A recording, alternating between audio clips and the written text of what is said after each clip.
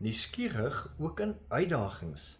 As kinders het ons dikwels gehoor, moenie 'n agie wees nie. 'n Agie verwys na iemand wat neus in ander se sake steek, jou bemoei met waarmee jy nie moet nie. En die onderliggende boodskap is gewoonlik moenie te veel vra nie, moenie te veel weet nie, bly in jou baan. Hierdie waarskuwing het ons geleer, ons mag nie eintlik te veel vra nie, ons mag nie te diep kyk nie, ons mag beslis nie te nuuskierig wees oor dinge wat nie ons saak is nie. En hoewel dit dikwels bedoel was om respek en privaatheid te bevorder, het dit eintlik 'n baie subtiele boodskap gestuur. En daardie boodskap is, nuuskierigheid is lastig, vra kan gevaarlik wees.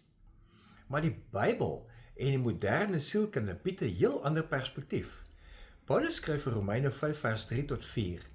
Dit is egter nie al nie. Ons verheug ons ook in die swaar kry, want ons weet swaar kry kweek volharding, en volharding kweek egtheid van geloof, en egtheid van geloof kweek hoop. Dis nie omdat dit maklik is nie, maar dis omdat dit groei bring, en nie die groei bring en begin met volharding, dit lei tot egtheid van geloof, dit eindig in hoop. En as jy nuuskierig genoeg is, gaan jy betekenis kan gee aan jou swaar kry op so 'n manier dat dit jou help groei.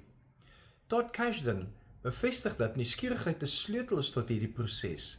Mense met 'n oop gemoed sien uitdagings nie as bedreigings nie, maar as geleenthede vir groei. Hulle vra nie net, hoekom gebeur dit nie? Hulle vra ook, wat kan ek hieruit leer? So wanneer ons nuuskierigheid toelaat, selfs in pyn, dan begin ons ontdek. Ons leer om nie net te oorleef nie, maar ons leer om te groei. En ons sien dat God nie net in die antwoorde is nie, dat God ook in die vrae leef.